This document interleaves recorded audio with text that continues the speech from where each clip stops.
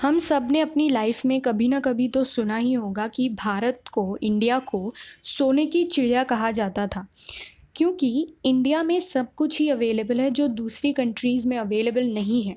B it agricultural lands, minerals, nature, spices, beauty, metals and what not. और यहाँ के लोग भी जो है वो बहुत भोले भाले से थे। तो बाकी कंट्रीज़ ने इसका फ़ायदा उठाते हुए सिंप्लिसिटी और यूनिटी जो कि इंडिया में थी उसको मैनिपुलेट किया और इंडिया के रिच हेरिटेज से प्रॉफिट्स कमाए।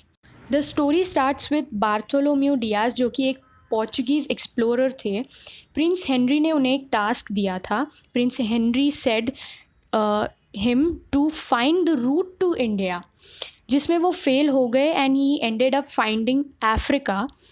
सेकेंड पर्सन जो थे जिनको ये टास्क दिया गया वो थे वास्को ड गामा, जिन्होंने 11 मंथ्स में इंडिया तक का रूट ढूंढ निकाला।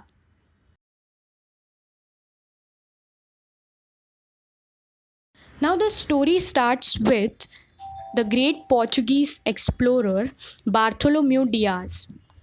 He was given a task by the Prince of the Portugal to find a route to India, जिसमें वो fail हो गए.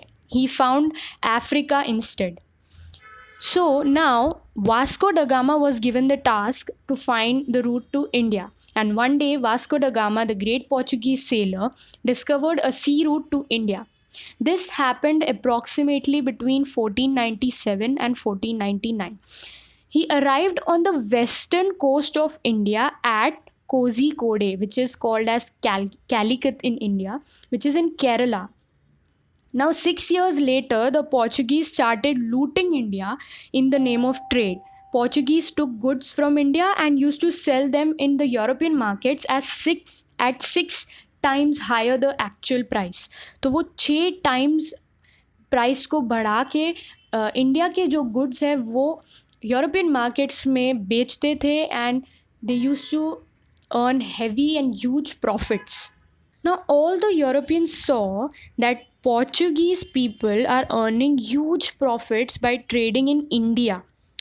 So सारे पोर्चुगीज़ सारे यूरोपियन पीपल की जो नज़र है वो इंडिया पर पड़ी एंड उसमें से एक थे Britishers. Now the Britishers decided to go to India and trade from there. तो ब्रिटिशर्स का प्राइमरी मोटिव था कि वो सिर्फ ट्रेड करेंगे, बट इंडिया के रिच हेरिटेज को देख के उनकी नीयत ख़राब हो गई and they started developing interest in ruling India, in capturing India. Now how did the Britishers enter India? तो इंग्लैंड की क्वीन एलिजाबेथ ने एक चार्टर यानी एक ऑर्डर ग्रांट किया एक कंपनी को. चार्टर में लिखा था कि this company had the right to trade in Asian nations. अब ये कौन सी कंपनी थी? ये थी East India Company which was formed in 1599. इसके फाउंडर्स थे John Watts and George White. ये लोग already silk, cotton, indigo, tea, opium इन सब चीज़ों में ट्रेड करते थे. But now they wanted to trade in Asian nations including India. So queen से उन्होंने परमिशन ली कि उन्हें एशियन नेशन इंडिया और उससे सराउंडिंग नेशंस में ट्रेड करने की इजाज़त दीजिए. तो क्वीन से परमिशन मिलने के बाद they went to India. Now point number 4 in this slide gives various names of East India Company. तो कंफ्यूज मत होना अगर MCQ में कोई और नाम से क्वेश्चन बन जाए, तो ये सारे नाम याद रखना और पढ़ लेना एक बार. सो नाउ स्टोरी के हिसाब से ईस्ट इंडिया कंपनी के पास क्वीन एलिजाबेथ का चार्टर था जिसमें उन्हें परमिशन दे दी गई थी कि आप इंडिया में ट्रेड करने जा सकते हैं. बट इंडिया में उस टाइम जो रूलर था उसकी भी तो परमिशन लेना ज़रूरी होगी, क्योंकि वहाँ पर जाके ईस्ट इंडिया कंपनी को अपनी कंपनी सेटअप करनी है. तो इसीलिए ईस्ट इंडिया कंपनी ने कैप्टन विलियम हॉकिंस को 1608 में मुग़ल एम्परर जहांगीर के पास भेजा. एम्परर जहांगीर ने एक रॉयल फरमान दे दिया, यानी एक ऑर्डर या चार्टर दे दिया, परमिशन ग्रांट कर दी। एंड इस तरह the first factory was set up in the western coast of India, that is Surat. And धीरे धीरे East India company started expanding their business by asking for permission. And 1611 में they set up a factory at Madras, फिर 1651 में बंगाल, 1668 में बॉम्बे। तो धीरे धीरे India के अलग अलग पार्ट्स में ईस्ट इंडिया कंपनी की फैक्ट्री सेटअप होने लग गई। After setting up their factory in Bombay, East India company के जो हेडक्वार्टर्स थे उन्होंने सूरत से बॉम्बे कर दिया हेडक्वार्टर्स को। एंड 1639 में they set up a fort called Saint George, जहाँ पर वो ब्रिटिश अपनी आर्मी को रखते थे for protecting these factories. So trade के बहाने से दे स्टार्टेड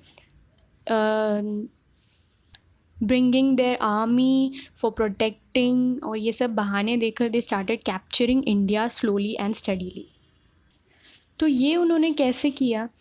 जो आर्मी उन्होंने फोर्ट विलियम में रखी थी ये बहाना देकर कि that this army is for protecting their factories, उस आर्मी से सिंस 1700 उन्होंने बैटल्स लड़ना स्टार्ट कर दिए विद मुगल्स। तो बैटल ऑफ बक्सर हुआ, बैटल ऑफ प्लासी हुआ, जिसमें मुगल्स हार गए। And slowly but surely East India Company captured India and trading company से दे बिकेम रूलर्स।